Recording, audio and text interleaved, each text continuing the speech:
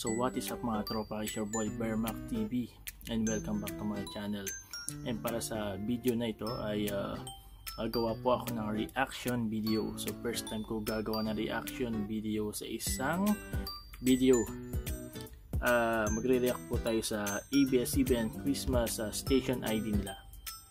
Akala natin hindi na sila maglalabas ng Christmas station ID kasi nga wala na po sila sa ere, hindi na po natin sila nakikita sa TV at mostly sa YouTube lang natin sila nakikita, pero naglabas pa rin sila ng traditionally yearly Christmas station ID. So tignan po natin at ang i-react ko po dito yung mismong lyrics tsaka yung mismong beat na kanilang nilabas. So samahan nyo po ako at panoorin po natin tong Christmas station ID ng ABS-CBN. Ayan, i-play na natin para mapanood natin at makagawa tayo ng reaction video. Parang iba to Sino to? Pilit-nito Pero gwaping pero hindi ito yun Loko to ba? Itin natin. Kuha tayo hindi ito yun Yan, ito nakita ko na. Ito na yun. Sigurado ito na yun. Biglang may lumabas na iba Kala ko kala kong sino. Play natin